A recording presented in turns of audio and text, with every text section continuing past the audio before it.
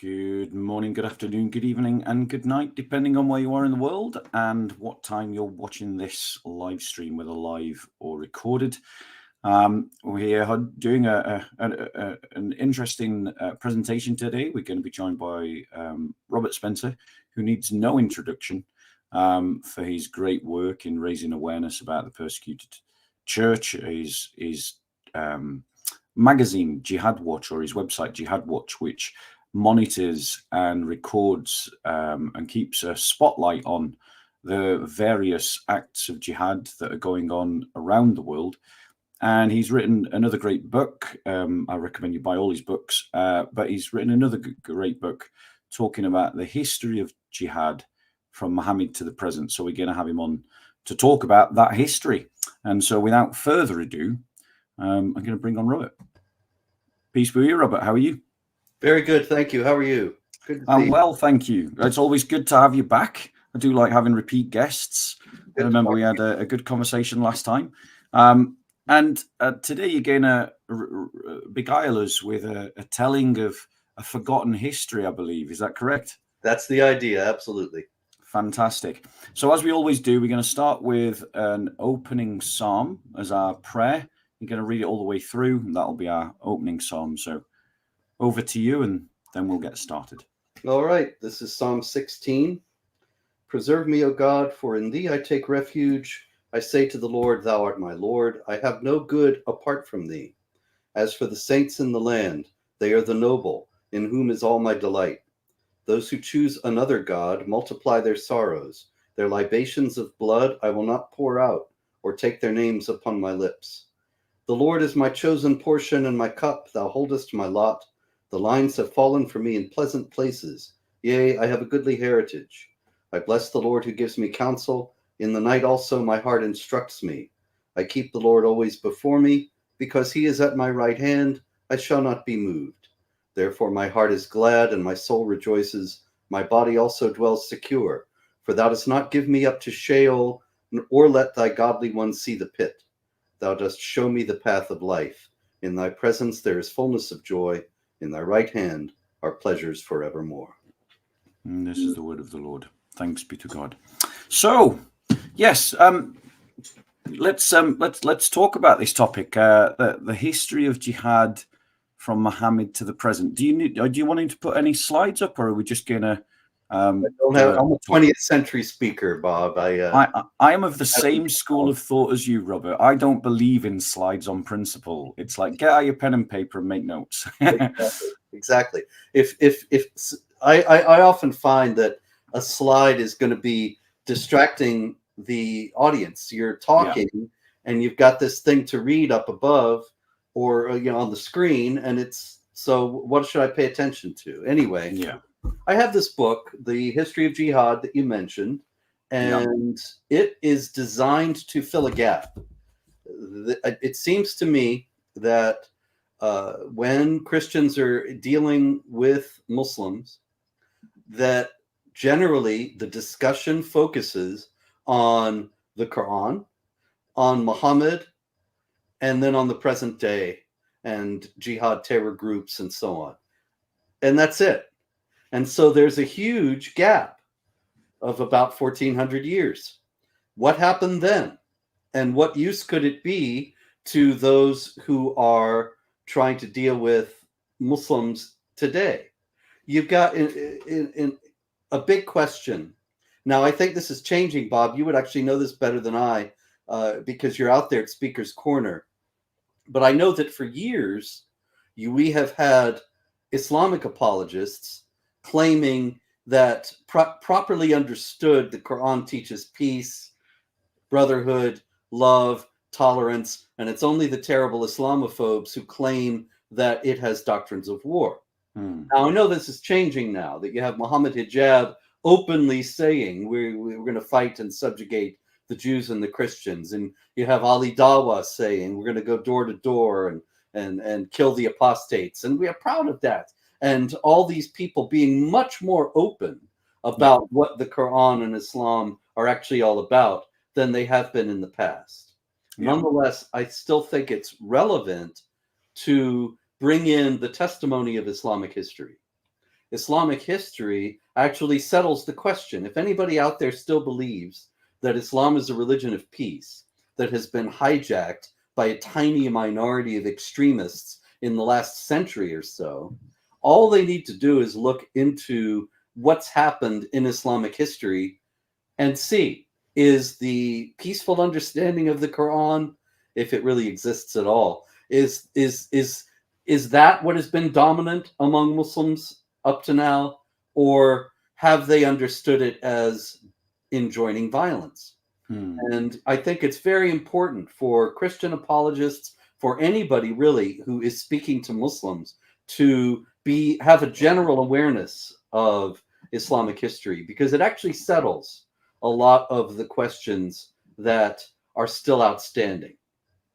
That, for example, also, you have controversies over slavery, over child marriage, over female genital mutilation, things like that. So you can look into Islamic history here again and see, well, did these things crop up as the work of some marginal sect that somehow was able to convince a significant number of people that they were correct, but the vast majority always rejected it? Was there an abolitionist movement in Islam? Was there a movement to reform the idea of violent jihad and make jihad only about the spiritual struggle?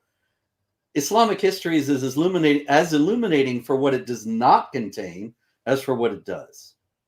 So, a general overview.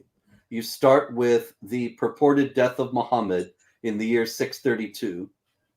And then you have the period that is considered to be the Islamic Golden Age, or at least the first Islamic Golden Age, the period of the Khalifa Rashidun, the rightly guided caliphs from 632 to 661.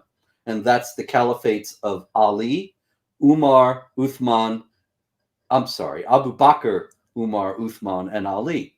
And Umar, Uthman, and Ali were all assassinated. Ali, the last of these, who reigned in the 650s up to 661 when he was finally murdered, he was facing an all-out civil war instigated by Aisha, the mother of the believers, so-called, among the Sunnis, and the famous child bride of Muhammad. By this time, she was a little bit older, and she instigated a full-scale rebellion by getting Muawiyah, a Muslim general, to rebel against Ali's caliphate. So, in brief, you have the Golden Age, the period of the rightly guided caliphs, the idea that of the ideal Islamic state, which this period is often held up as among Muslims, characterized by the assassinations of 3 of its 4 leaders and a full-scale civil war at the end of it. That civil war, of course, was the seeds for the lasting split between the Sunnis and the Shia. That split was formalized at the Battle of Karbala in Iraq in 680, when Yazid, the son of Muawiyah, fought against Hussein, the son of Ali, and murdered Hussein, and ended the idea of a factional dispute for the leadership of the Muslim community between the Shi'at Ali, that is the party of Ali that thought that Muhammad had chosen Ali as his successor, and he was the rightful successor along with his sons after him, ended that entirely and created 2 groups within Islam which persist to this day. And those are, of course, the Sunnis and the Shia. The Sunnis are 85% of Muslims worldwide. The Shia obviously are a much smaller group, although they do control the Islamic Republic of Iran and have a majority in Iraq. But the Shiites believed that the successor of Muhammad had to be a member of his household, and thus a relative first of Ali and then somebody in his lineage. So most of those people, who were 12 in number, were also murdered by the Sunnis. Now, all these murders matter because these people were killing the other people because they believed that they were the rightful successors of Muhammad, or in the rightful group of the true Muslims, and that the other people were therefore heretics and essentially apostates, and that consequently they were legitimately to be killed under the rubrics of Islamic law. And so you don't really have a community of peace right from the beginning. Now, Christianity, people might object and say, well, you know, there were all sorts of wars between the Catholics and the Protestants in Europe, but also there was peace. There was an actual peace agreement that was made, I believe the Treaty of Westphalia in 1648, and that ended the open violent hostilities between the two groups. The split, of course, persists to this day, and there are also the Orthodox Christians. There was never violence between the Orthodox Christians and the others, but there is prevailing a sense that while we have our disagreements, we will settle them peacefully or live with one another and tolerate the presence of one another. Sunnis and Shia have never felt this way. And there are sporadic incidents of violence right up to this day. Quite recently at Jihad Watch, I reported upon a rare instance of jihad violence in Oman, which is kind of an outlier in the Islamic world in that it's a generally peaceful country. But in Oman, there was a recent Islamic State attack where the Sunnis destroyed a Shiite mosque. Now, it's interesting also to note that Oman is the home of Ibadi Islam, which is a sect that is not very well known and is limited pretty much to Oman itself. But they are the descendants, the theological and spiritual descendants of the Khawarij, the Kharijites, who actually rejected the rule of Ali and Muawiyah at the time of the first fitna, that civil war I mentioned earlier in the late 650s.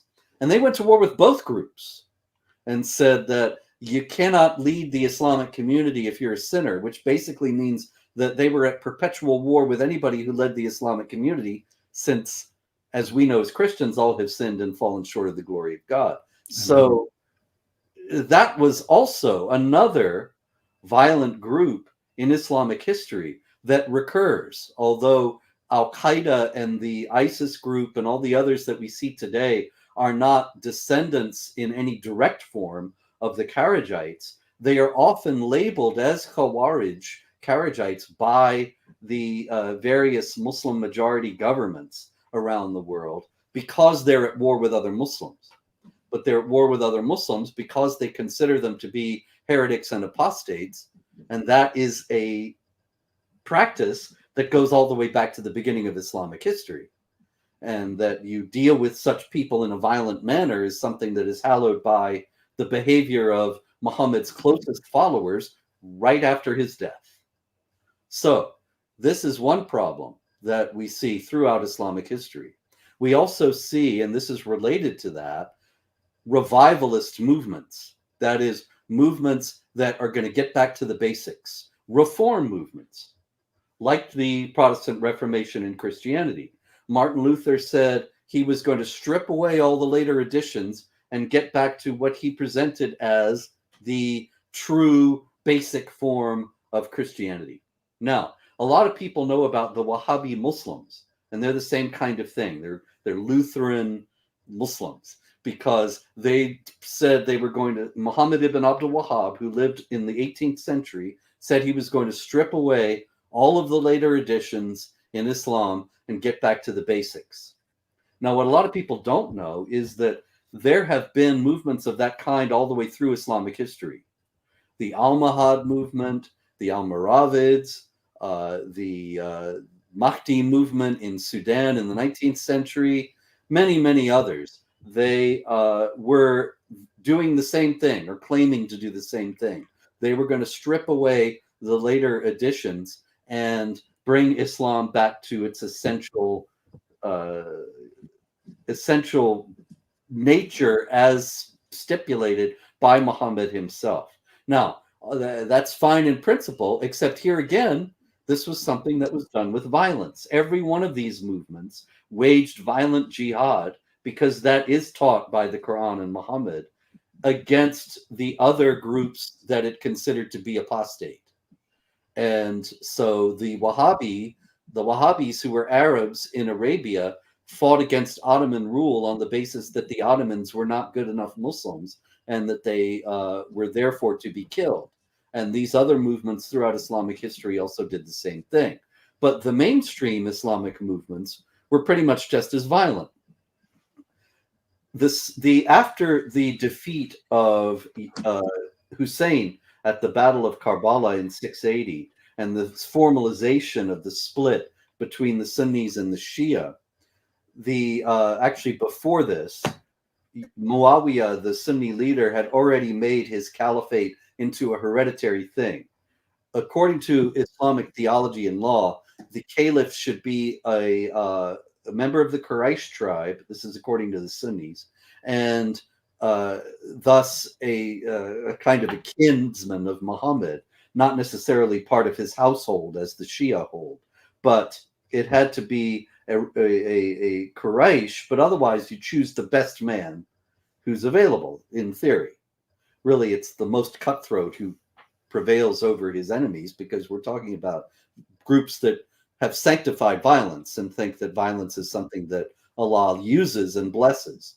So the Caliph Muawiyah in the 660s made it into a hereditary thing. His family was going to be the best men now. And so Yazid was his son. He defeats Hussein. Then you have the caliphate going on, and those are all the relatives of Muawiyah. That's known as the Umayyad Caliphate. In 750, the Umayyads were overthrown by another group, the Abbasids. And the Abbasids then became the primary caliphate in the Islamic world, although a little while later, at the beginning of the 10th century, in 909, a Sunni Umayyad Caliphate was established in Spain. That is, Umayyads who never really got over the Abbasids defeating them in 750. And so they went over to Spain, which the Abbasids had very scant control over because they were situated way over in Baghdad and they didn't have the military reach to keep hold of Spain. So some Umayyads gathered and established a caliphate there. A little while later, also in the 10th century, you have a group of Shia establishing the Shiite Fatimid Caliphate in Egypt and other areas of North Africa. Now, all this is accompanied by blood. All of this is done in a violent manner. And it's all justified, that is, the violence is all justified on the basis of the Quran and the example of Muhammad in dealing with his own enemies. You may recall that toward the end of Muhammad's life, around the time of the Battle of Tabuk, the Battle of Tabuk being his first and only great expedition against Christians, where a great deal of Surah 9, which calls for warfare against Jews and Christians and is very clear about the necessity to undertake violent jihad, much of Surah 9 was revealed, according to Islamic tradition, in the context of the Battle of Tabuk. Less well noted is the fact that on his way there, he encountered a mosque that was operating not under his auspices. It was a renegade mosque, a Protestant mosque. So he, on the way back, he stopped by there and destroyed the place. And so this is the example of the man who's the excellent example, the perfect model of conduct. This means this is how Muslims should deal with people who are rivals in different sects. And this has always been the case. Then, of course, you have the example of Islamic history in regard to non-Muslims. And so we have the fact that the great Islamic conquests that conquered most of North Africa, the Middle East, Persia, and part of India by 100 years after the traditional date for the death of Muhammad, all of those were, of course, matters of extreme violence and the forcible subjugation of the non-Muslim population and the imposition of dhimmitude, all the laws that mandate the subjugation and just institutionalized discrimination of the non-Muslims. Now, a lot of people don't realize this, even to this day. I remember reading a book, a social studies book for high school, that spoke about how, beginning in the 7th century, Islam supplanted Christianity in Egypt and the rest of North Africa, as if people began to convert to Islam because of its sheer wonderfulness. People began to convert to Islam because they were reading the Quran and convinced by it.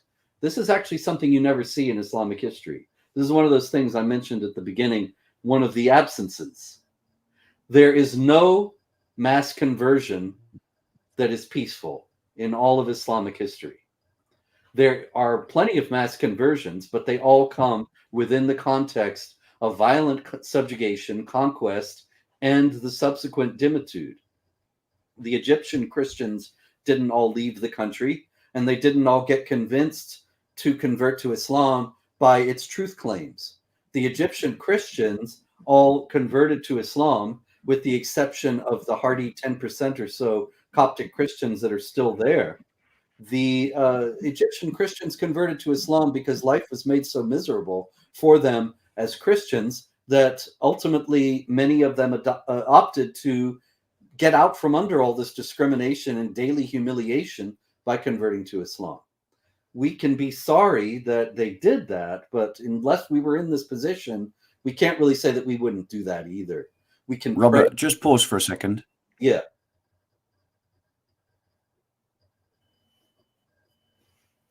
Yeah, you're frozen. Have Hello, you lost Robert? Are you Hello?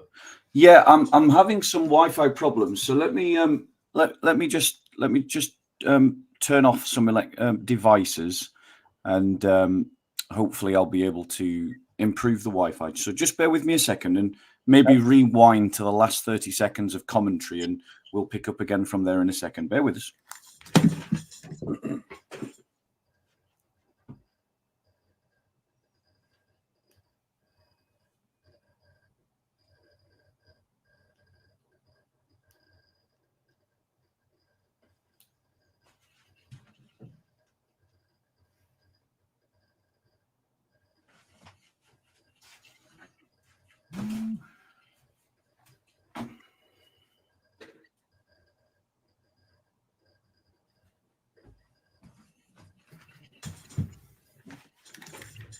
Right, I've turned off my other electrical devices that use the Wi-Fi, so hopefully that'll improve the reception because there's not as many competing devices.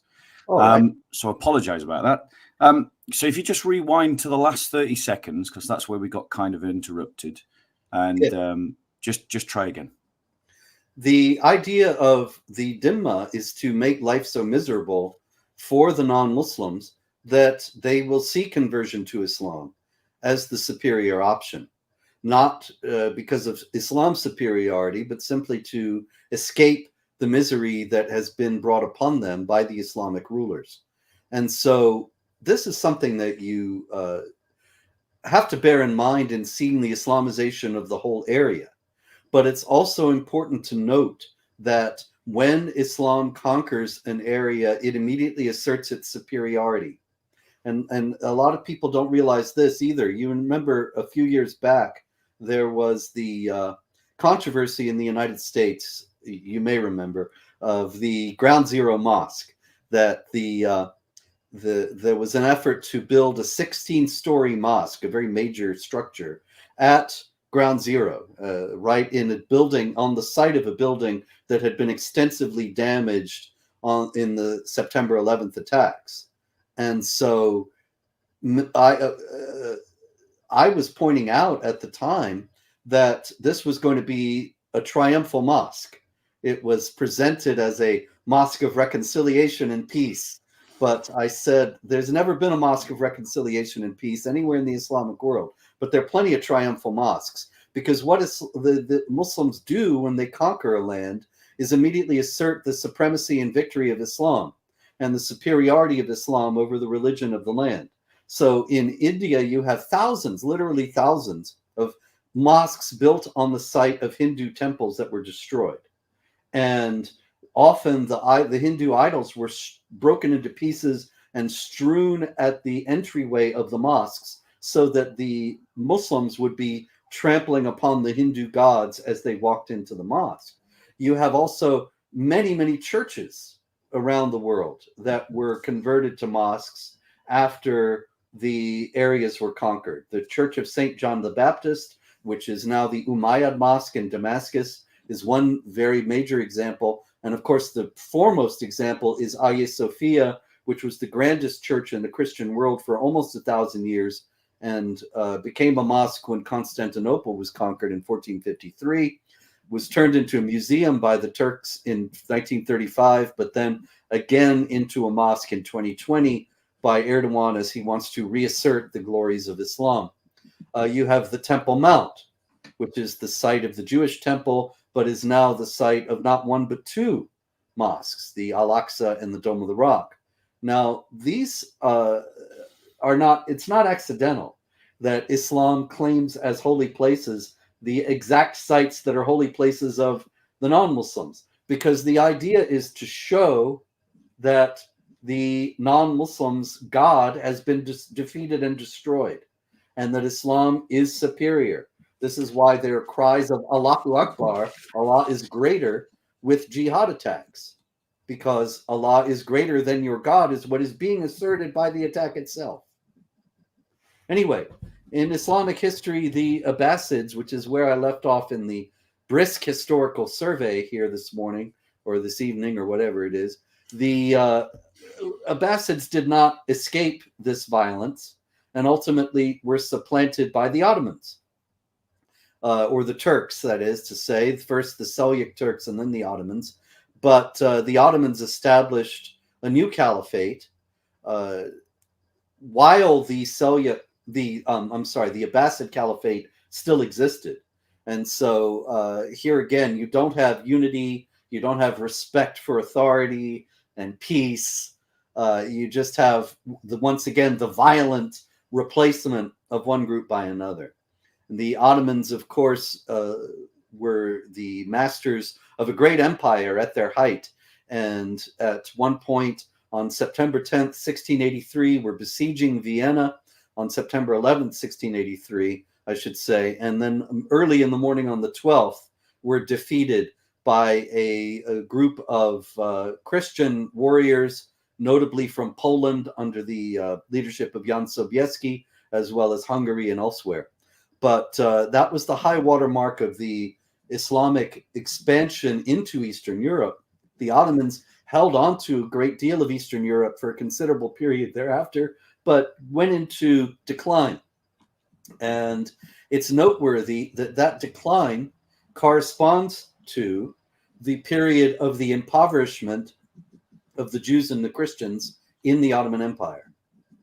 Now, this is very important, because you know from the Quran in chapter 9, verse 29, that the Quran mandates that the Christians who are subjugated pay the jizya, the tax, to the Muslims.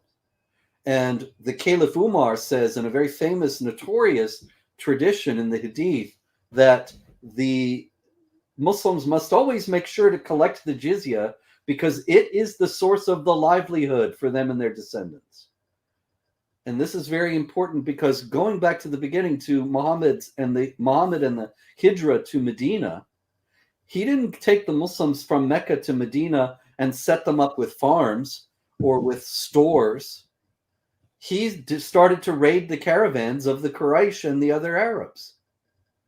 And so that is the paradigm. When you have in the Ottoman Empire very wealthy Jewish and Christian communities, and they're all paying this tax, then the Ottoman Empire was fearsome and powerful. When the Jewish and Christian communities were bled dry, as was inevitable because of the laws of dhimmitude that mandate that they only have the most menial jobs in society, many had influential positions in the Ottoman Empire, but that was always a departure from Islam that was always resisted by some of the Muslims. Consequently, the communities ultimately did indeed go into decline and were impoverished. And then their taxes are not so large. Then because they simply don't have the money anymore. And then the Ottoman state goes into decline because they don't have a work ethic. They don't have an idea that they will go out and create things and sell them and earn on that basis. Their only idea of how to make money is to bleed dry the Jews and Christians. Once they were bled dry, the Ottoman Empire became what was called the sick man of Europe. And ultimately it fell. And this was at the end of World War I, where it backed the losing side in World War I and was dissolved not long thereafter. And 100 years ago, in the 1920s, many people thought jihad is a thing of the past. You look at the Islamic world and you have the Turks, Kemal Ataturk, in post-Ottoman Turkey, and Reza Shah in Persia, both saying, what our trouble is Islam. Ataturk was much more forthright about this than Reza Shah, but Reza Shah followed Ataturk's example. But Ataturk said Islam was the theology of an immoral Bedouin and a dead thing. And he said the reason why the Ottoman Empire fell was because of Islam. So he was going to establish a secular state on the Western model. And many people thought, oh, now there's no more jihad. That's all over. It's a historical relic. And the problem was that they didn't understand that jihad is deeply embedded in Islamic theology. And so it was inevitable that it would recur, that it would return. And with the Saudis striking oil and jihad groups able to gain access to that amount of money, it did return. And ultimately, it was pressure on the secularism of the Islamic Republic, of Iran, rather, that created the Islamic Republic of Iran, that led to the Islamic Revolution in 1979.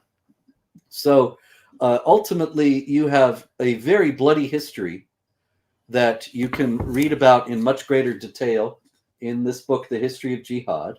And you have the persistence of jihad throughout this Islamic history, along with slavery and dhimmitude and the sex slavery of infidel women and all these things that people think are extremist nowadays. They're actually constants throughout Islamic history. And that in itself shows that what Christian apologists and what others have been saying about Islam all these years is absolutely accurate.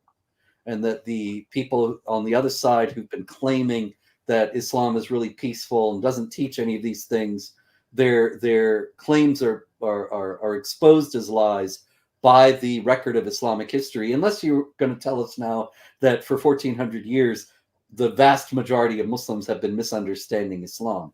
And I'm ready for that to come out next. So that's where, that's the presentation, Bob. And so we can take the discussion from there. Okay, brilliant. And thank you very much. And I think it's important that we try to remember just how important history is as a thing, because history frames your present, doesn't it? You understand your present because of your past. You know, like that. We do that individually. We do that as nations. Like in America, you frame your existence based upon the War of Independence, where you stole our colonies, but we'll let you off for that because we're on the same side today. But, you know, like we frame things based in history, and my joke is just an example of the same.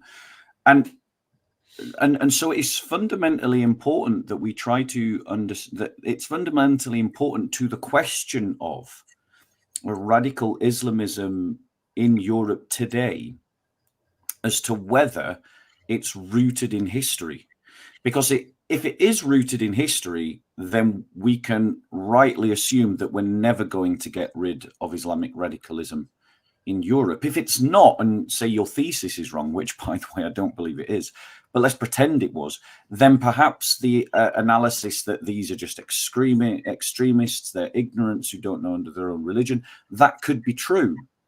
And so your argument, your thesis of your book is actually a defeater to the liberal analysis of the cause, root, and expression of what we call radical Islam, that it is an anomaly, that it's people who are ignorant, that they don't understand their religion. If your thesis is correct, that analysis is wrong, and we need to rethink the whole equation. Absolutely. Oh, yeah. Well, even just the term radical Islam is based on the assumption that this is something that is a departure from ordinary Islam, and that ordinary Islam does not have these features. I think that's one of the main things that this book shows, that actually this is ordinary Islam, and that you could speak about radical Islam in the sense that these are the people who are getting up off their couches and actually fighting versus those who just can't be bothered. But if you're talking about radical Islam in the sense of meaning that this is some new thing, some new kind of Islam that the world has not seen before, there's no basis for that. But I have seen analyses of that kind. People claiming that modern day jihadism dates from the establishment of Muslim Brotherhood in 1928, or the establishment of the Wahhabis in the 1700s. But both of them and many other claims of that kind don't recognize that this has been going on throughout Islamic history. And they also don't recognize that you never have a period in Islamic history of 1400 years of peace and no jihad between Muslims and non-Muslims. You never have a reform movement. You never have, you have reform movements, but they, like I was saying before, they just want to make it worse. They want to go back to the basics, and they end up being more violent. You don't have a movement like we have nowadays, where you have Muslims saying, oh no, Islam is really peaceful and we're moderate Muslims. We don't believe in any of that warfare and violence. People are still fooled by these people and still think that they're the real Muslims, the true thing, when actually they're the anomaly that has no historical foundation. They're the where would you, so for instance, like, I think this is one of the things that the West just doesn't understand, or at least the progressive leadership of the West doesn't understand. Because obviously what you're talking about is the Islamic narrative. You're talking about a meta-narrative within the texts of Islam that has played out through history, because it's sourced and exampled by Muhammad. And that means that at any point, because we know that a vast majority of Muslims don't actually tap into that story. They don't practice Islam properly. They practice it in a modified way, or in a way that's incomplete or ignorant. But at any time, a Muslim could tap into that narrative of jihad and become radicalized. Oh. And so, if you were to sit down in front of the security services, as I think maybe you did at some point in the past, in more intelligent times, but if you were sat down in front of the security services, what would you say to them in regards to how they can deal with that potential of people just tapping this radicalization theme overnight, quickly? This is a very difficult problem. And really, it goes back to larger issues, because ultimately the answer to your question is there is no way to deal with that. As long as you have people who believe that the Quran is the perfect word of Allah, then you have that potential. I think the most vivid example of that is a young man in about 20 years ago now, 18 years ago. His name was Mohammad Reza Tahiri Azar, and he was an Iranian, a student in the United States at the University of North Carolina at Chapel Hill, which is where I went to school as well, but a little bit before him. And in 2006, he was a student, a college student, and he was doing all the things that most college students do nowadays, which is, drink a lot of alcohol and try to get girls in bed and all these things. And at a certain point, he had an awakening. And he realized, I'm wasting my life, which he was. And I need to make something, I need to make a change, a radical change. And so I will turn to God. Well, turning to God in the only context that he knew meant to read the Quran and to start to go to mosque. Now, he wrote a series of letters to the University of North Carolina campus newspaper, and they published them briefly. I was able to capture a few of them, but unfortunately they took it all down pretty quickly from the internet. I think they realized how dangerous it could be. But this fellow, Muhammad Reza Tahiri Azhar, had made a detailed study of the Quran, a very extensive and careful study where he listed out all these passages and what they enjoined upon him as a believer. He was a Muslim, but he was a new Muslim, essentially. He had just awakened to the full seriousness of what it meant to be a Muslim. And so he wanted to understand that more fully. So he's going through the Quran and he's writing out everything the Quran tells him to do. Ultimately, he rented an SUV and drove it onto campus and tried to run over and kill as many students as he could. And this was the result, he himself explained in his letters, of his extensive study of the Quran. So when you ask about how can intelligence officials prevent that, they can't. They can monitor mosques where you have people tied to jihad groups, and they can try to pay attention to chatter on the internet of people talking about jihad activity.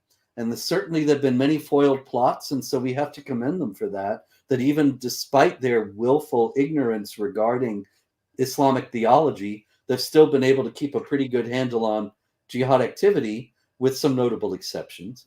But how are you going to prevent somebody from becoming like this kid at the University of North Carolina? There's no way.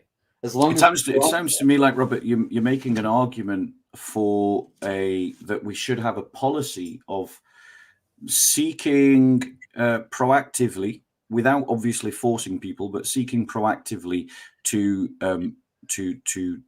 seek the conversion of Muslims as a matter of public policy to another faith.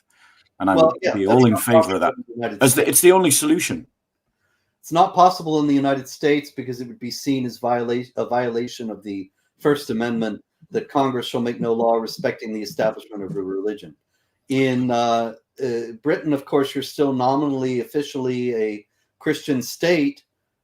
It ought to not be a problem. But I think culturally, of course, the same conditions prevail in both countries to the extent that it would never happen. But yeah, if we want to not have jihad activity, then convincing people not to believe in the Quran is an excellent way to go about it.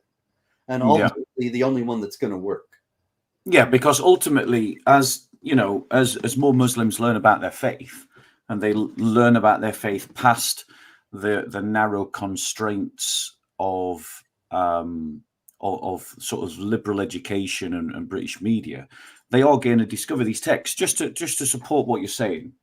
So I'm sure this is a book that you know of. This is a book called The Reliance of the Traveller. I'm sure it's a book you're aware of. So this is a book of fiqh from the Shafi school, the Shafi legal school. So it's a madhab. And in the fiqh on jihad, in section 099, it reads, the caliph fights all other peoples until they become Muslim. Oh, because they are not a people with a book, nor honoured as such, and are not permitted to settle with paying the poll tax, the jizya. Though, according to the Hanafi school, peoples of all other religions, even idol worshippers, are permitted to live under the protection of the Islamic State if they either become Muslim or agree to pay the poll tax, the sole exceptions to which are apostates from Islam and idol worshippers who are Arabs, neither of whom has any choice but to become Muslim.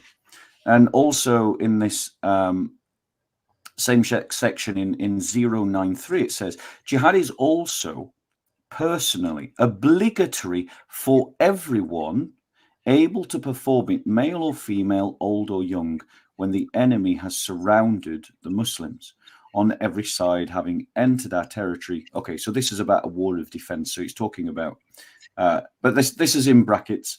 But yeah, it's talking about a obligation of defensive war, where it goes.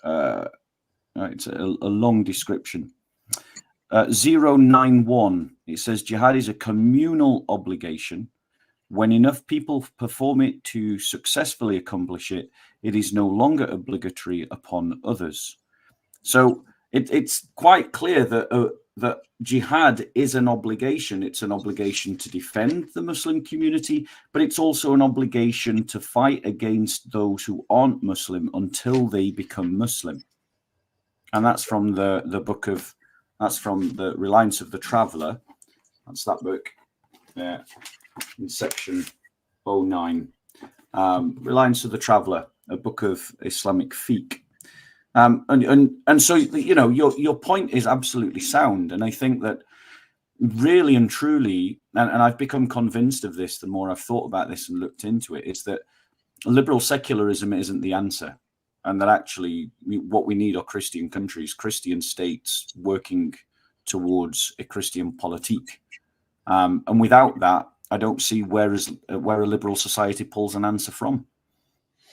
Well, this has been a big conundrum, yes, because you have, for example, the First Amendment that I just mentioned saying Congress shall make no law respecting the establishment of a religion or prohibiting the exercise thereof. And so a few years back, there was the prosecution of a couple of doctors in Michigan who were performing female genital mutilation. And female genital mutilation was against the law in that area, and they were being prosecuted accordingly. And the judge threw the case out, saying this was part of their religion, and consequently, they could not be prohibited from doing it. And I thought this is the most dangerous ruling that nobody's noticed in any American court in over 200 years, because you have this guy saying that they have to be allowed to practice their religion with no restrictions, and that consequently you have female genital mutilation. Well, this judge doesn't know it, but he's also just said you can't resist jihad. And if somebody blows something up, you can't do anything about it because it would be it would be infringing upon their free exercise of religion. But this is a conundrum that the American legal system has not faced and shows no willingness to face. Instead, they continue in the fictions about Islam being a religion of peace.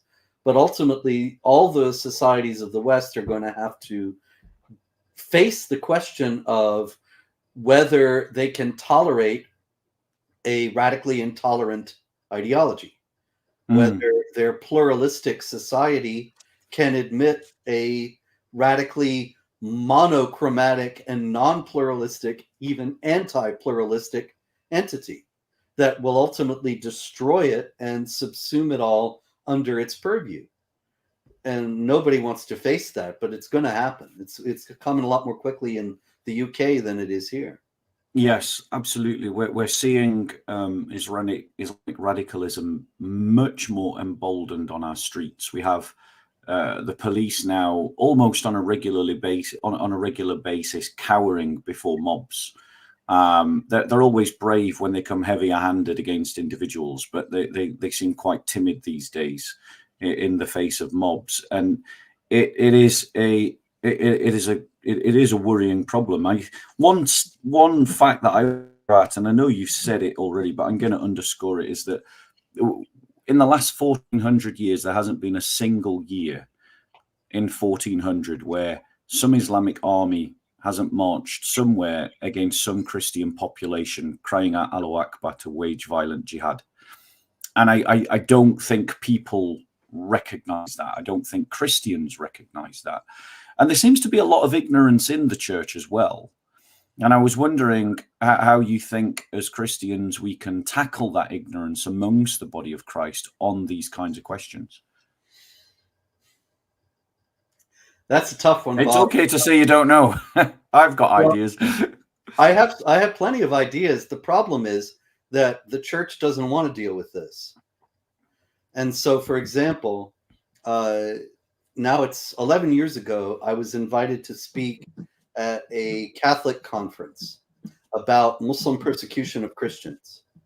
And the whole thing was advertised, and then there began to be protests because it was Islamophobic and so on. All this, all the usual nonsense. And the Roman Catholic bishop of the area, Robert McManus of Worcester, Massachusetts, if I recall correctly, he issued a statement saying I would not be allowed to speak, and I was being disinvited from the conference because he said that talk about extreme, violent Muslims, he wanted to emphasize these were not mainstream or ordinary Muslims, but and their persecution of Christians would harm the wonderful progress that the Muslims and Christians had been making in dialogue.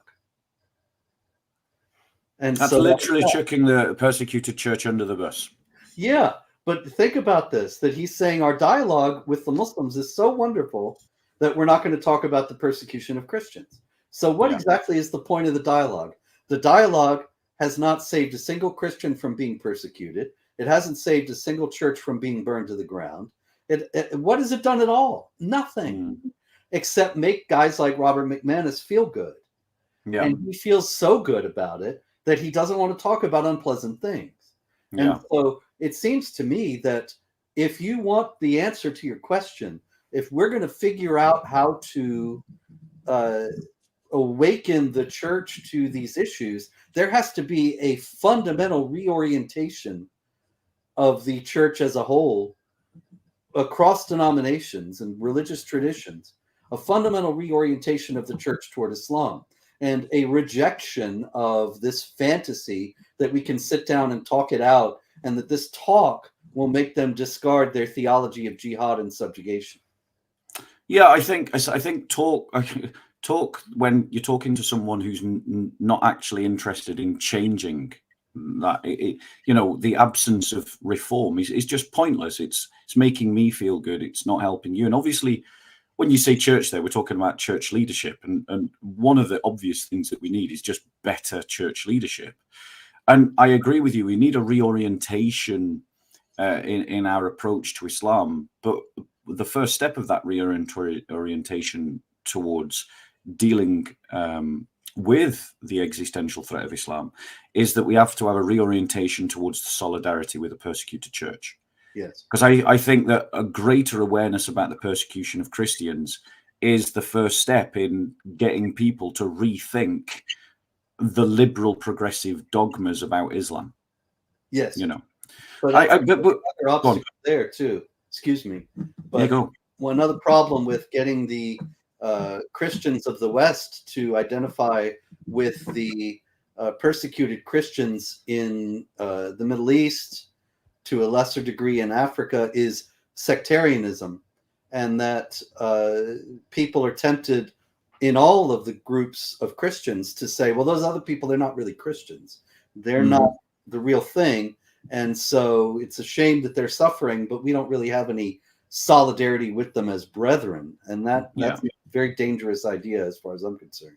Yeah, the disciples of the devil are active in the church, and we should all be aware of that. Now, we've talked about this idea of reform, so I think it would be remiss if we didn't mention the Ahmadiyya.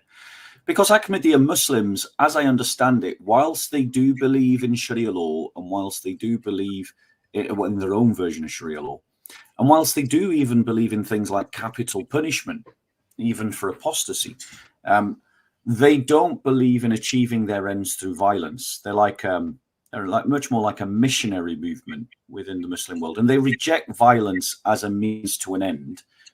They just keep violence within the apparatus of the state, which is fair enough. I mean, everybody does that.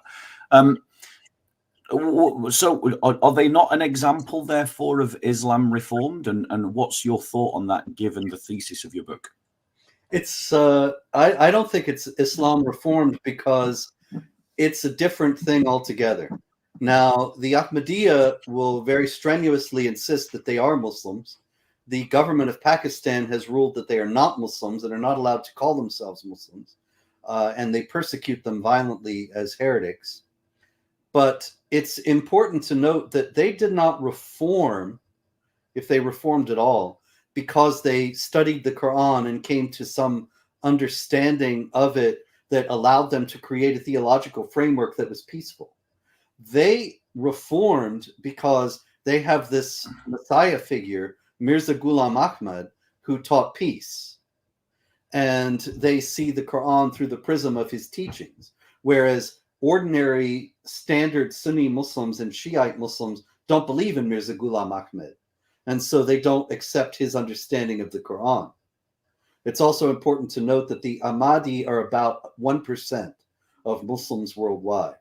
And so I understand why people are excited by them, because they seem to embody all the kinds of things we want to see in Islam, although I find them to be, to a man, every last Ahmadi Muslim I've ever had personal dealings with has been absolutely unpleasant and completely at odds with a person who you would think would be an adherent of a creed that said love for all and hatred for none, which is their slogan.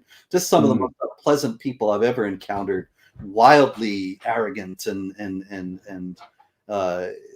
nasty. You should meet the Ahmadiyya in England. They're actually quite friendly, to be honest. It's maybe it's something about America. Maybe, because also in the United States, the Ahmadi movement is very much aligned with the Muslim Brotherhood and all the subversive activities that the Brotherhood is involved in the United States. So I don't know. Maybe the Brotherhood's undermining the Ahmadiyya movement in America. I wouldn't put it past them. Maybe so. But in any case, you're talking about an outlier, you know? Yes, of course. Good that they reject violence, but they cannot be in any sense represented as even close to mainstream Islam. It would be like taking, I don't know offhand, of a Christian group that's 1% of the Christians, but maybe if I said something like the fire-baptized holiness primitive Baptists in Georgia and North Carolina, those are the real Christians. Well, there just aren't very many of them, and their theology is not representative of the vast majority of Christians worldwide. So with all due respect to them, I don't know that I could really sustain saying that. And that's about how I feel about the Ahmadiyya as well. No, I think it's worth just pointing out that the one group of Muslims that reject violent jihad are persecuted by other Muslims. Yes. And the only reason why they reject violent jihad is not because they're appealing to the Quran, but actually because they're appealing to their prophet, their latter day prophet, as it were. And they're no more. But it's worth pointing out, because obviously we're talking, a big theme of this is, can Islam be reformed? And the answer is no.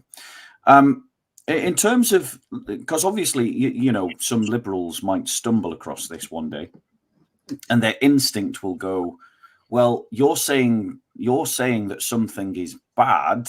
You're talking about another religion as being bad, and that can't be true, because all religions are good, or all religions are equally possible to be good or bad. So I'm going to go to the mosque, and I'm going to ask the people in the mosque, and obviously that this just lays them up, doesn't it, for a Muslim apologist to come in and say, oh no, jihad is all about peace and all about defensive war. Because we read from The Reliance of a Traveller, one aspect of jihad is certainly defensive war, and we don't deny that. So maybe just talk a little bit about the violent jihad against Christians in any of your examples, whichever period that you want to, because I know it's been going on for 1400 years. Maybe the most recent, or even maybe a comparison between the actions of ISIS and the actions of the Ottoman Empire. Well, let's take the actions of ISIS versus Muslim Spain, because Muslim Spain was established in the context of a conquest of Christians, the Umayyad Gothic, I'm sorry, the pre-Umayyad Gothic state was a Christian state, and then the Muslims conquered it, and it became a center of the international slave trade for the entire Islamic world. And I have accounts in the History of Jihad book of how the slave girls were instructed to behave in a coquettish manner, that is, to try to show that they would be sex slaves and be exciting in this way. And they were told this by their Muslim slave masters. Now, this sex slavery is important because you asked about a connection with ISIS. And of course, in recent years, we have seen it with Hamas on October 7th, with ISIS when it had its caliphate in Iraq and Syria about 10 years ago, and with Nigeria, with Boko Haram before that. And in all cases, they kidnapped, abducted non-Muslim women, and then made them into sex slaves, actually sold them in markets and so on.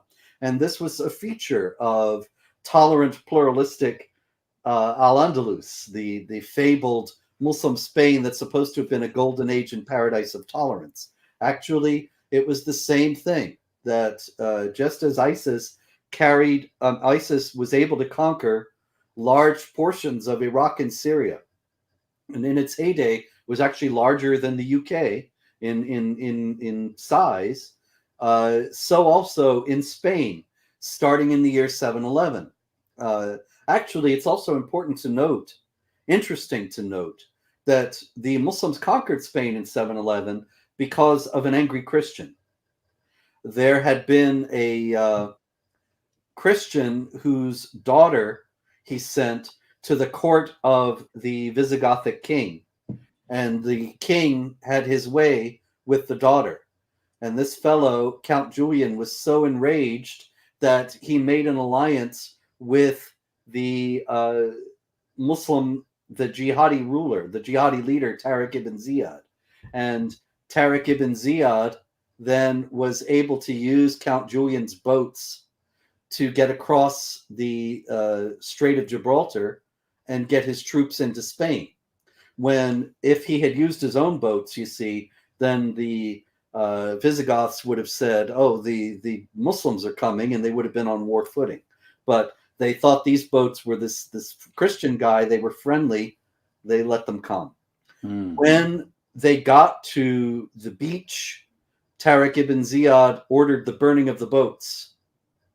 Now, that's important because he told his troops, you see, we're going to take this place for Allah or we're going to die, but there's no going back. Now, why do I mention that? Because a few years back, there was a controversy in Minnesota, in the United States, about a school that was a public school, which in the United States means it got funding from the government for the school. Schools that are public schools in the United States that get funding from the government are not supposed to teach any religion, but this was in an Islamic area of Minnesota where all the students were Muslim, and it was teaching Islam during the school hours. So there was a controversy over this school getting federal money and teaching Islam. The name of the school? Tariq ibn Ziyad Academy. And nobody in any of the coverage ever said, hey, who is this Tariq ibn Ziyad? But it was named after, the school was named after the conqueror of Spain, who burned his boats, actually not his boats, but the Christian turncoats' boats, and said, we're going to stay here and conquer or die. Seems to me that's significant. Well, it's also important just to underscore for all the liberal progressives that everything, and all the Muslims who are sincere and were or all the Muslims who are noble, and we know that there are noble Muslims out there who are horrified at what ISIS did, and all the liberal progressives who are horrified at what ISIS did, but then in their ignorance are celebrating the occupation of Christian Spain and Portugal. Absolutely everything that ISIS did happened in Andalusia, Spain. Yes. Absolutely everything. It also happened, everything that ISIS did also happened in the Ottoman Empire. Yes. Everything that ISIS did also happened in the Fatimid Empire. Everything that ISIS did happened in the Abbasid Empire, in the Umayyad Empire. So, like, if you're condemning ISIS, you're condemning the actions of every Islamic empire in history. That is correct. And so here's a question to you. Why, in your opinion, that there is obviously an ignorance about this? Do you think it is willful ignorance on part of the elites because they can't face up to a problem? Or do you believe it's just a lack of education? Why is it that people don't know this history, especially the liberal elites? Well, the liberal elites are at war with history precisely because of what you were talking about earlier, Bob, that our history grounds us and gives us an identity. And so in the United States, you said the what was it? The quip about you stole our colonies. Yeah. So that is true. I grew up being proud of George Washington and the American revolutionaries. But it's important to note that nowadays, the young people grow up in America learning that those people were terrible racist slave owners and deserving of no respect. And just recently, in all the pro-Hamas demonstrations everywhere, they were smearing red paint on statues of George Washington. And there were and statues of Thomas Jefferson. A statue of Thomas Jefferson was removed from the New York City Hall, and there were statues torn down all over the country of founding fathers. Now, this represents the left's hatred of the United States and desire to destroy it. And see, they understand exactly what you were saying. They understand that if they control the history, they control the present and the future. And so if they can make us ashamed of our history, then we will not be willing to defend our country today. And we will lose it in the future. And so the left is actually trying to obscure the glories of Western civilization in general, not just of the American founders, but of all the heroes, people we used to think of as heroes. Churchill in the UK, so many others.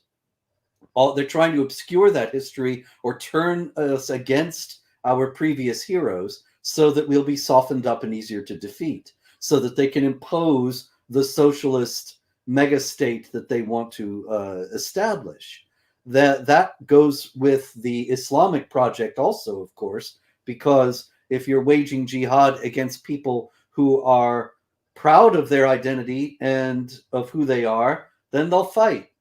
But if they hate their identity and think that they come from some criminal regime and that Islam is noble and wonderful, and you know that's also going on.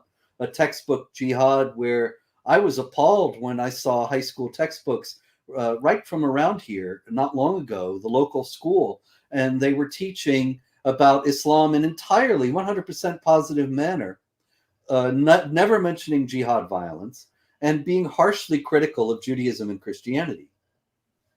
This all has a purpose.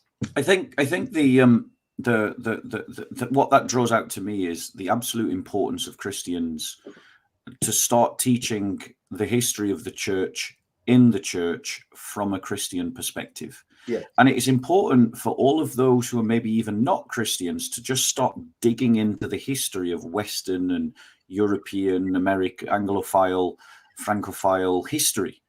Because if they don't know that history, how can they begin to argue? But the moment they engage that history, they're going to see that you're telling the truth. Yeah. And that's another problem, that we're here talking today about how important history is. But if I were to go out on the street here and ask the first 10 people I see about any of the historical details that we've discussed on this show, or even just basics about American history or European history, they would most likely not know. And Americans don't know history. They don't care about history. They don't realize its significance. And it's the liberal malaise. Yes. It's one of the malaises of the West. It's one of the malaises of liberalism. But obviously, at this point, you know, everyone's going to throw up the question of the Crusades. But you Christians, you had the Crusades. What about the Crusades? You know, you know. So what are your thoughts on the Crusades? I love the book, and I do want it at some point, which is the politically incorrect history of Islam and the Crusades. I think it is, or is that what its name was? Or... Yeah, Politically Incorrect Yeah. Guide to Islam and the Crusades. That is a book I wrote in 2005. This book, which is from 2018, The History of Jihad, it deals with the Crusades in more detail because it's a history. In the Politically Incorrect Guide to Islam and the Crusades, I give an overview of the First Crusade in the context of the problems of jihad that the world faces today. But if you really want to know about the Crusades all through, then there's this book. Also, if you'll pardon me, I'll be right back. You've got another book for us, because I would say that the reason why I say the reason why I want to know your opinion on the Crusades, Robert, is because obviously the Crusades are presented in lots of left-wing education as being some aggressive act on the part of Christians against innocent Muslims, where we invaded Muslim land, we occupied Muslim land, and we killed lots of Muslims, and we did it just explosively out of religious fanaticism, and it came out of nowhere. And that's the historical presentation of the Crusades. But what's your thoughts? This other book. This is a book called Empire of God: How the Byzantines Saved Civilization.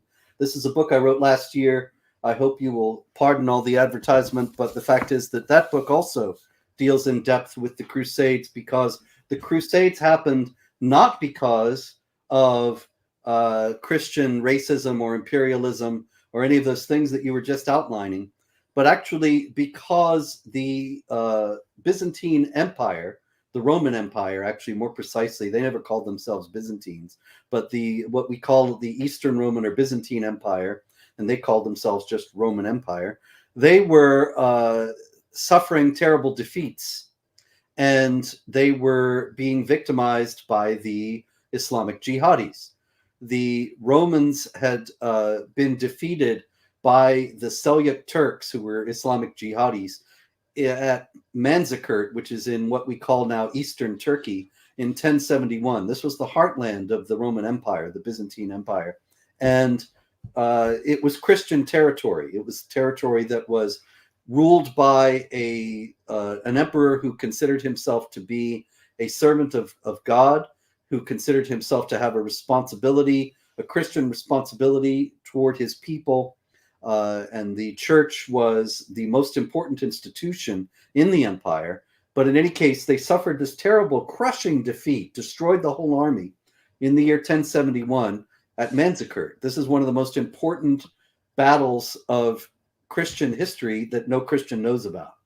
And the Turks, Islamic jihadis, won this battle, such that all of Asia Minor, which was, as I said, the heartland of this empire, this Christian empire, was open for the jihadis to conquer. And they did. And nowadays it's Islamic land, it's Turkey. And the emperor, Alexios Komnenos, appealed to the Pope.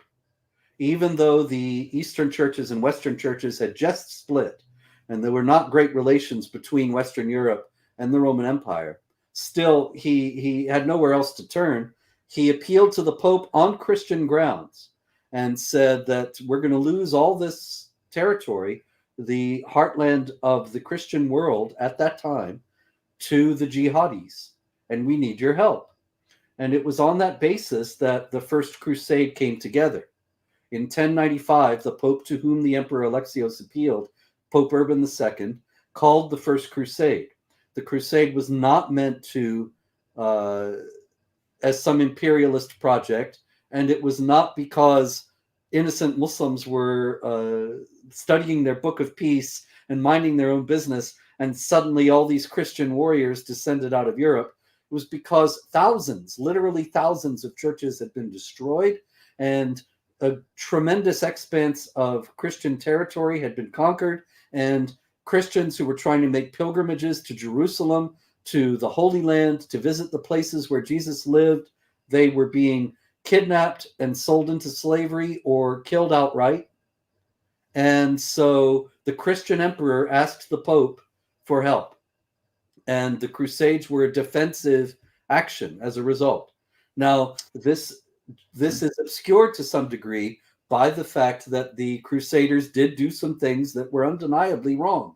They burned down Jerusalem after they conquered it in 1099, including a synagogue where a whole crowd of Jews had taken refuge, and laid waste to the city in a way that nobody is interested in excusing. But this kind of thing, unfortunately, was common in warfare of all groups at the time. This is not to excuse it, but just to say that to act as if the Christians were uniquely violent is ahistorical. And to pretend that the Crusades were some gratuitous offensive act is ahistorical. And so I strongly encourage you. You know, it used to be up until recently, Bob, excuse me, but this is one last important point on this. It used to be not too long ago that people knew this in general, and people were proud of the Crusaders for trying to defend Christian civilization, such that you had sports teams in schools all over the United States. I don't know if this is true in Britain. I don't even know if you guys have names for sports teams, because I hear about Manchester United. I don't know. Does it have a nickname? You know, like the Eagles? Or no, the Bears? no. Well, I'm not a footballer, so I wouldn't know. But well, I don't know either. But in any case, in America, all the sports teams have names like that, and a lot of them were called Crusaders. But over the last 20 or 30 years, they were all renamed because we're ashamed of the Crusades now, and that's a shame because it just shows that historical ignorance is growing. And I totally agree, because up until quite recently, you would find reference to Crusaders in a positive sense. Yes. You know, the Methodists launched a crusade against the devil's drink, against alcohol abuse. Billy Graham crusades, you know, Campus Crusade. That, you know, so it's a language that as Christians, and also there's a festival that's connected in the Christian calendar, the Catholic calendar at least, that celebrates the Battle of Lepanto. I think it is on the day of, and you know, I think it's called. Absolutely. Yeah, and so it's part of our history. It's part of our culture. And you mentioned the Siege of Vienna, and the Holy Leagues were the successor to the Crusader movement. And the Holy Leagues, which were brought together initially by the Pope, but then by just Christian secular leaders who formed alliances to defend Christendom, were the very forces that stopped Islamic Jihad at the gates of Vienna. Yes, because if I recall, it was Holy League. It was an army of the Holy League that stopped the Ottomans at Vienna. It's important also to note that the jihad against Europe began in the 7th century and continued without any let up, year after year, century after century. And it was only stopped for the 200 years that the Crusaders were in the Holy Land. The Crusaders arrived and conquered Jerusalem in 1099, and the last Crusader territory was conquered by the Muslims again in 1291. So that's almost 200 years, and there were no jihadi incursions into Europe during that period. So we can say with near certainty that if there had been no Crusades, then Europe would have been conquered and Islamized. But that 200 years gave the Europeans a chance to regroup and to gather strength such that when the jihad onslaught did recur, they were able to repel it at Vienna in 1683. Amen. And I think it would be remiss for us not to talk about the consequences of the acts of jihad, which is Arabization.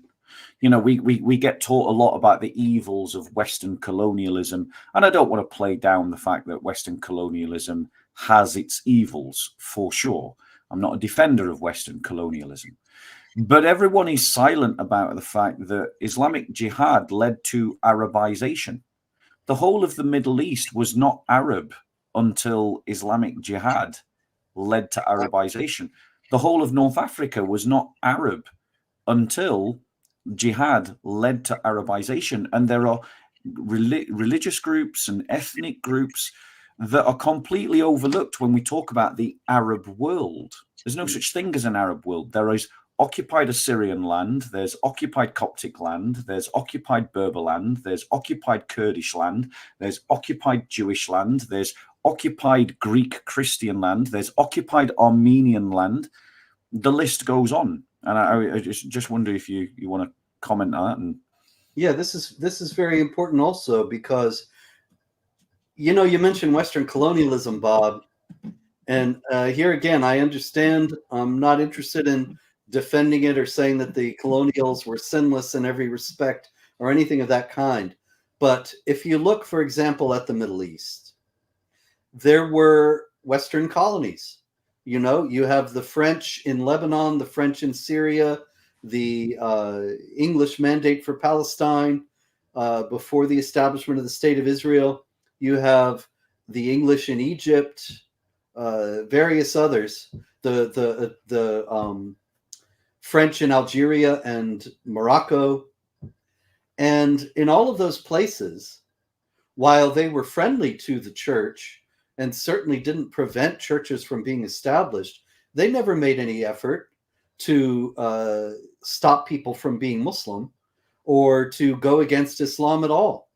Quite the contrary. As a matter of fact, of course, the English made common cause with the Arab Muslims against the Ottomans, and then rewarded them by giving when the Saudis defeated the Hashemites in Arabia, then they gave 78% of the mandate for Palestine that was supposed to be for a Jewish national home to create Jordan. Anyway, there are many other examples of that kind of thing, but the point is that when the Muslims conquered even some of the same territories, long before the British and the French came, they completely Islamized as well as Arabized those territories, such that and as I discussed before, the Christians were so oppressed, so subjugated, that ultimately they converted to Islam simply to have a better life. But the majority Christian presence in North Africa, in Egypt, in Syria, and elsewhere was completely erased, destroyed to the degree that there's no trace of it. Whereas the Western colonials did nothing of the kind when they took the same territories. And where are the descendants of the slaves of the Islamic slave markets? That's the next question. Because as abhorrent and as evil as the Western slave trade was, you can find the descendants of Western slave trading. But where are all the descendants of the African slaves that were taken into Islamic slave markets? Where are all the descendants of the European slaves that were taken into Islamic slave markets? You've got the annihilation, not just of entire cultures and the oppression of other ethnic groups and the colonization and Islamization of former Christian land. But you've also got the fact that millions of souls, tens of millions of souls, were poured into the Islamic world as slaves and raped, and their descendants, can no longer be spotted. You can't see them. Mm-hmm. And people don't know this. They don't know there were Islamic slave raids in England, in Ireland, in Iceland, all over Europe, all around the coastal areas. There would be ships coming in, and a number of people would be seized and taken away and never seen again. And you want a harrowing account of this? There's a book by Giles Milton called White Gold, which is actually built around the account of, I believe, a 16th or 17th century Englishman who was taken into Morocco as a slave, kidnapped out of England, taken to Morocco, was a slave for years, was able to get free, and ultimately write a book about his experiences in Morocco, which were quite harrowing. And of course, he was the exception. Most of these people were simply murdered when they were no longer useful. And you don't see their descendants because many of them were castrated, many of them were killed. They were not able to have families or something like that. You have the women who were sex slaves, who in many cases bore children. And that is the reason why you have, for example, people like there was an Iraqi general in Saddam Hussein's regime who had red hair. I don't remember his name, but I would see him and I would think, oh, you're the descendant of a sex slave. Yeah. And I would just say to anyone who watches this from the Middle East, if you look like a European, you probably are the descendant of kidnapped Christians, kidnapped Europeans. Reclaim your heritage. You're the descendant of stolen children. You're the descendant of stolen women. Reclaim that heritage and throw off this Arabization and this Islamization that was imposed upon your ancestors. Now, we've mentioned Turkey a couple of times. We've mentioned the Ottomans a couple of times. And obviously, Ataturk established on the back of a genocide against Greeks, Assyrians, and Armenians, the modern secular Turkish state. And Erdogan is an Islamist who has managed to recapture, the secular state for Islam, which I think insists that secularism isn't the answer to Islamization, but Christendom is. Do you want to comment a little bit on Turkey, Erdogan's ambitions, Erdogan's actions? I don't know if you're familiar, or you keep up with local politics. Is that something you follow? Very much so. Yeah, Erdogan is wanting to, as you noted, destroy the secular state. He's already done that to a tremendous degree. He wants a restored caliphate, a restored Ottoman Empire that would reclaim all of the lands that the Ottoman Empire once occupied. And so he's been very explicit about this. And recently there was a map shown on Turkish television of what Turkey would be like in 2050. And it was huge because it had, in this fantasy, had conquered all of the surrounding territories because they were once part of the Ottoman Empire. The most threatened country immediately is Greece because it's right there. And Turkey is increasingly aggressive against the Greek Navy and the Greek Air Force in the Aegean, claims many of the islands that are part of Greece, and ultimately claims the whole of Greece, because it has to be remembered that Greece was part of the Ottoman Empire, was the first territory to break away. In 1821, the Greek War for Independence began. In those days, we had a much healthier sense of who we were in the West, and so the Greek independence struggle against the Ottomans captured the imagination of the entire Western world. The great English poet Lord Byron went and fought with the Greeks against the Ottomans. Many other people from the West did as well. I believe Byron was killed there, if I'm not mistaken, but in any case, he fought. And nowadays, of course, nobody even remembers any of this. But in Islamic theology, any land that belongs to Islam at any point belongs by right to Islam forever. And so everyone believes that Greece is actually Turkish land, and so is Albania. So are all the former republics of Yugoslavia, as well as Bulgaria and Romania, as well as Israel, Syria, Arabia, Saudi Arabia, and Yemen, Bahrain. They might surrender the claims to the Muslim bits, but they'll probably want the one, because Muslims still claim Andalusia back, don't they? Oh, I think else, Bob, I've got to mention. I'm sorry, but I apologize for cutting you off again. But you got it when we're talking about Erdogan and imperialism. Got to mention Azerbaijan and Armenia.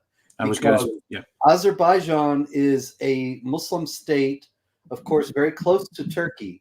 And if you take a map and you look at Central Asia, you've got Turkic and Muslim states all the way across, broken by the Caspian Sea, but otherwise you've got Turkey and then Azerbaijan, and then across the Caspian you've got Turkmenistan, Uzbekistan, Tajikistan, Turkic Muslims. And the only non-Muslim state in all that band, that whole expanse of territory, is Armenia. And so recently we had the Jihad against Nagorno-Karabakh, which was an enclave of Armenia inside Azerbaijan. Historically Armenian, Christian since the 4th century AD, the 3rd century AD, ethnic cleansed just last fall. The Armenians expelled. Nobody cares. The church is destroyed, and the 130,000. I just want to. There was 100. I think it was 130 or 150,000 Christians last year. Man, woman, child, old, young, able, disabled, from town, from village, from city, from settlement, from farm, was driven out completely. Yes. And the world has been absolutely silent about it. And now you have churches that date to the 3rd century, the 4th century, and the crosses removed.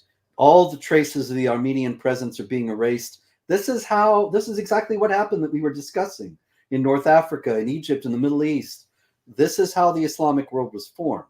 It's happening right now in Armenia and around Armenia.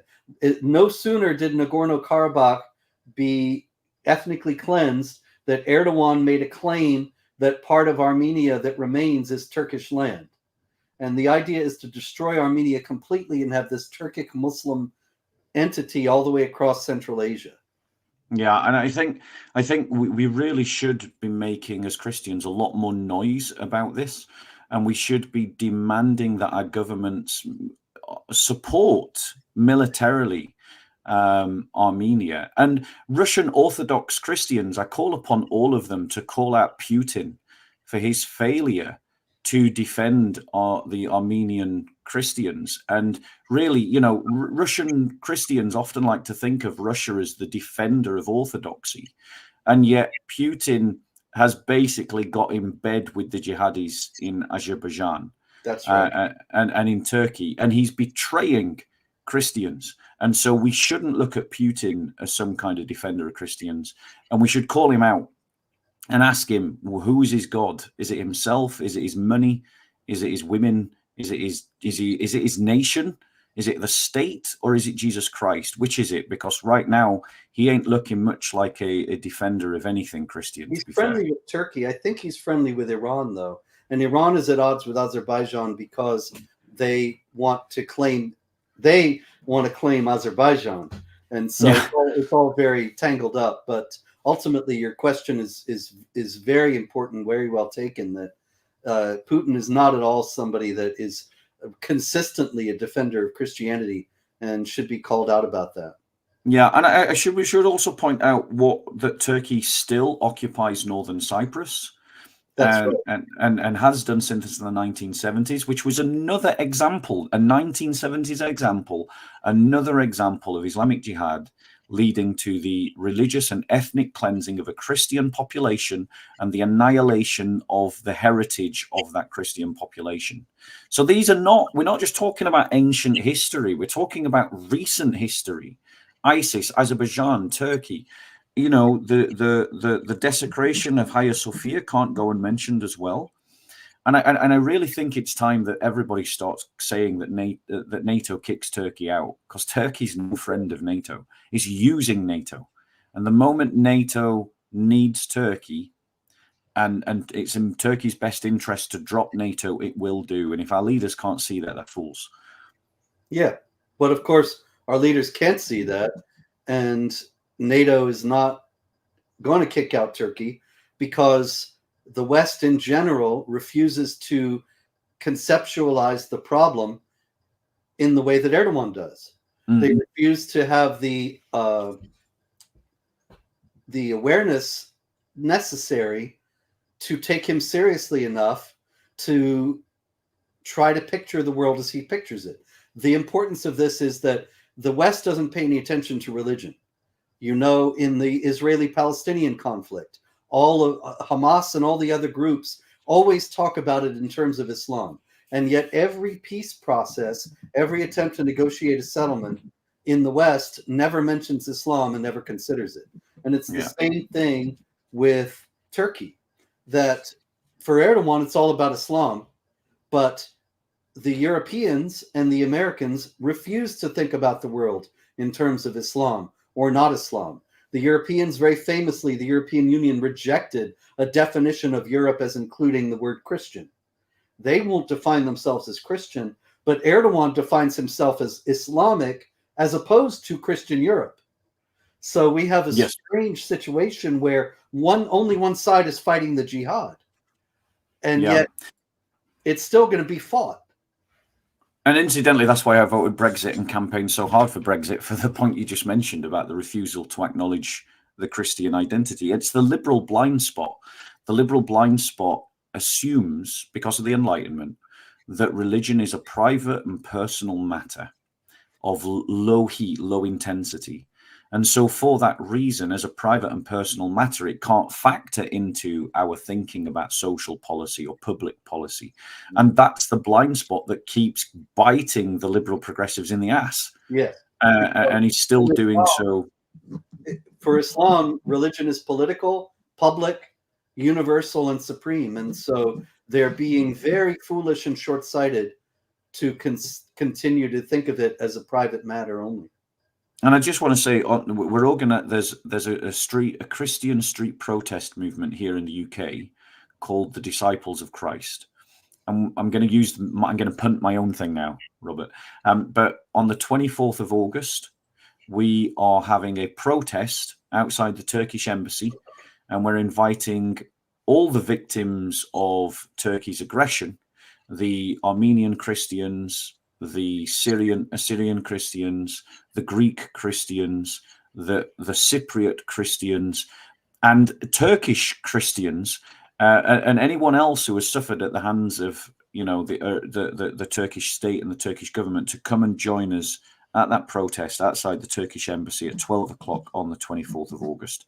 That sounds great. I wish I could be there, but as you know, we're also encouraging for Christians to form their own chapters of this protest movement.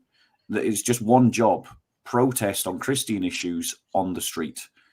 So they're going to organize a protest outside the French embassy because of what the French government did, what the French did recently with the Olympic ceremony. But that's a side issue. So let's come back to the topic. In terms of dhimmitude, we've spoke of that. Could you maybe highlight, if the Islamic revivalists win, and they manage to get their Sharia state, and they manage to subjugate us all again to dhimmitude? Obviously, I'm for the chop, you're for the chop, so we're not going to have to. But in terms of dhimmitude, what awaits the dhimmis in an Islamic state? What are the conditions and life expectancy, and what kind of things could you expect to happen to you if you were made a dhimmi in an Islamic Sharia state? This is also a very important question, Bob, because a lot of people think. I just recently actually saw a video, David Wood and Inspiring Philosophy were talking about, and I came on for a few minutes to talk about this video of this guy who was praising, praising Islamic civilization and saying that the Jews and Christians lived in peace. All they had to do was pay this little tax. And that's not at all the case. The reality was that the dhimma was extremely precarious. It was a difficult existence where the Muslims could decide that they were in violation of the terms of the protection contract at any time and kill the Christians or the other groups. The idea is that you are not to question, not to criticize Allah, Muhammad, or the Quran. If you're perceived as doing so, then you can be the contract of protection, which is what the dhimma is, can be revoked and you can be killed. Now, it might seem like, okay, then just don't criticize Islam. Sure, except there were instances you could just have somebody walking up to you and say, do you believe Muhammad is a prophet? No. And then you're charged with blasphemy. This happens to this day in Pakistan, and so to the Christians in Pakistan. So if you have an Islamic state established in Europe and the contract of dhimmitude imposed upon the non-Muslims, then you're going to have an institutionalized discrimination as well. Not only do you have to watch what you say and be extremely careful, and your protection can be revoked and you can be killed by a mob at any time or imprisoned or whatever. Not only that, but also you have to accept second-class status. In Pakistan that I just mentioned, the Christians are called sweepers. It's the colloquial name for Christians. Why are they called sweepers? Because that's what they usually are, street sweepers. They have the most menial jobs in society because they're not allowed to have any other jobs. The Dhimma stipulates that the non-Muslims must not hold authority over the Muslims. So that means they can't be any kind of employer. They can't be the boss. They are always at the lowest strata. And they or have deep political representation. I think we might have no political representation. We seem to be having an internet problem. Hello. Right. So the last thing that I'll tell you what are you still there? Hello, yes. Hello. Right. So I'll tell you the last thing I heard, and you can pick up your thread of thought. So the last thing you said was they can't be employers because they're not allowed to have authority over the Muslim. Yes. So they only have the most menial jobs in society. So in Pakistan, they're called the sweepers. If you have the institution, we can all hope it won't happen, but it very well could in Sweden or Britain or Germany or France in the next few years. If you have an Islamic state, you're going to have many people losing their jobs. You're going to have the imposition of the requirement of having Muslims at the helm of pretty much every concern, every business. This won't happen overnight, and people will be denying that it will happen right up to the end, but it certainly will. And you have even in the UK today, I know personally of stories where at the immigration office, the border control office, a Muslim border control officer was trying to deny a Arab Christian of and said to his face, this is how brazen and blatant. He said, "You're an Arab, you're a Christian, you're evangelizing Muslims. I'm not going to give you a 2-year visa. I'm only going to give you a 1-year visa." And this Christian, bless him, he fought it all the way. He got the guy sacked. But I don't know how he managed to communicate it to him, whether it was on the day when he first made his complaint. The Muslim said to him, "Don't worry, I'm not the only one." And that's very ominous. Yeah, that is very ominous. and we're seeing institutions being penetrated by Islamists in the UK, and the government seems unable to recognize or to deal with that. And they're getting into the police force, they're getting into the civil service. Obviously, I'm not trying to say that all Muslims are Islamists. I'm not trying to say that, so don't mishear me. But there is penetration of Islamists into the institutions of the state. We had NHS doctors go off and fight for ISIS. Yep. Even Jihad Watch. More of that. Yeah, you say it. You know what I'm going to say. Well, the dhimmitude will. Let me finish. Sorry, Robert. I'll jump in with. There was recently an Islamist guy who I think he was found guilty, or he was recognized as supporting terrorism. He's been cleared to work inside the NHS. Yeah, see, they're afraid of being called Islamophobic to the degree that they're absolutely paralyzed in the face of these people. This was a man who is working with ISIS, is it? I can't remember if it was Anjem Chowdhury. I think it was connected to Anjem Chowdhury. In any case, he's clearly somebody who wants Sharia in Britain. He's in favor of jihad, and he's not going to be kept from acting as a physician, even though it's very clear. I mean, I wouldn't want to go to him as a doctor. Many other people wouldn't. Jewish people certainly would be in grave danger. And yet the British state cannot act against these people because of what you were talking about before, that they are committed to the idea that religion is a private matter, as well as to the idea that Islam is peaceful. And those are dogmas they're going to take to the grave of their own nation. Absolutely. It is deeply concerning. And I think that maybe in the last few minutes, I just want to try and focus in on responses. And if you like, there's obviously a lot of Christians that are watching this. And there's obviously a lot of other concerned people that are watching this. And there may be the odd curious liberal progressive that stumbles across this and has, the wit and gumption about them to sit and listen. what would you, particularly to Christians and those that are already acknowledging that there's a concern, in terms of our responses, what kind of things do you want to encourage Christians and others to be doing? Well, in the first place, you have to pray and see this as a spiritual battle, because that's what it is. This is the quintessential spiritual battle, I believe, because you've got the idea of people calling good evil and evil good, as the prophet Isaiah said there would be. You've got the time coming, as the Lord said, when men will kill you and think they're offering service to God. And these are the Muslims.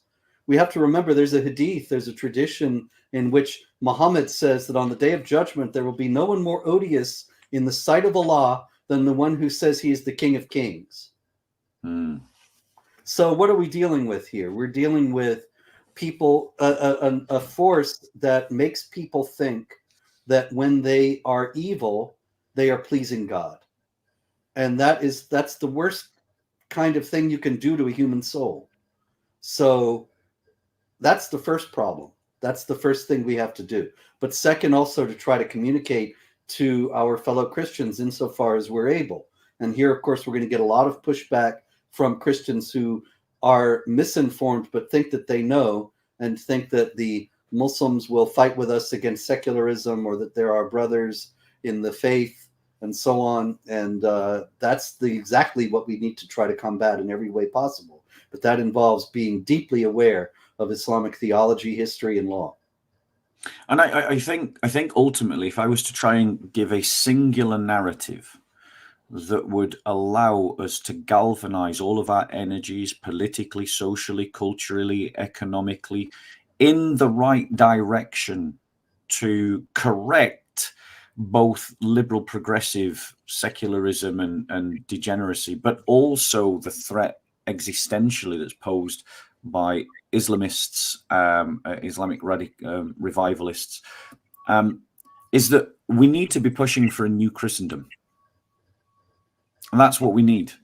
We need to. We've got American Christians have just got to admit that the American Constitution was badly written, and you need a better state. The British need to admit that the monarchy is not a defender of the faith, and we need to. The French have got to admit that the French Republic has failed, and we need all of us to push to a new Christendom. Well, Bob, I do agree in the sense that we need a general recovery of the Christian faith in the West. I don't want to go on record saying I want a new constitution or anything like that, but I'll say it.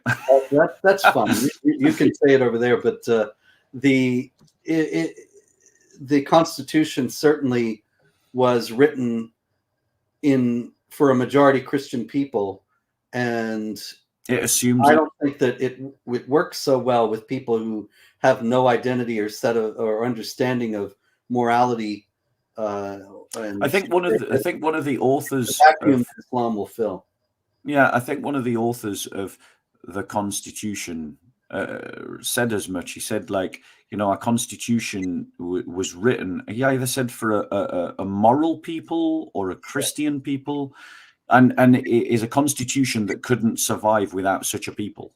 Yeah, and I might be misquoting him. He'll probably turn up in the comment section, but he was right. His analysis of the Constitution is right. The American Constitution is failing because it was built with the assumption that the general population was Christian. Yes, and without that general population being Christian, the American Constitution is faltering. Yeah, certainly there's a deep constitutional crisis today. We could do another show about that, but yeah. But without a faith of their own, people are generally just vulnerable to dawah, and they're looking for some meaning and identity for their lives, and so it's an open field for Islam in the West today. I totally agree. So on that appeal for a new Christendom, I'm going to draw this to a close. And I just want to say thank you so much, Robert, for your time. It's a pleasure every time I have you on. You're always so informative. I don't mind you punting your books, because the thing is, people need to get educated. People need to get educated, and you're an educator because you're telling the narratives that the liberal progressives don't want us to hear. Because thanks, Bob. I appreciate that. And I appreciate your indulgence on that regard. I figure if the people are watching this are interested in these topics, well, they can learn a lot more in these books. So absolutely. So I'm going to close us in a psalm, and then that will be the end of the live stream. So I'm reading from Psalm 17. Lord, hear a just cause. Pay attention to my cry. Listen to my prayer. From lips free of deceit, let my vindication come from you, for you see what is right. You have tested my heart. You have examined me at night. You have tried me and found nothing evil. I have determined that my mouth will not sin concerning what people do. By the words from your lips, I have avoided the ways of violence. My steps are on your paths. My feet have not slipped. I call to you, God, because you will answer me. Listen closely to me. Hear what I say. Display the wonders of your faithful love, Saviour of all who seek refuge from those who rebel against the right hand. Protect me as the pupil of your eye. Hide me in the shadow of your wings from the wicked who treat me violently, my deadly enemies who surround me. They are uncaring. Their mouths speak arrogantly. They advance against me. Now they surround me. They are determined to throw me to the ground. They are like a lion eager to tear, like a young lion lurking in ambush. Rise up, Yahweh. Confront him. Bring him down with your sword. Save me from the wicked with your hand. Yahweh, save me from men of the world, whose portion is in this life. You fill their bellies with what you have in store. Their sons are satisfied, and they leave their surplus to their children. But I will see your face in righteousness. When I awake, I will be satisfied with your presence. This is the word of the Lord. Thanks be to God. Goodbye, everybody. I hope you enjoyed the live stream.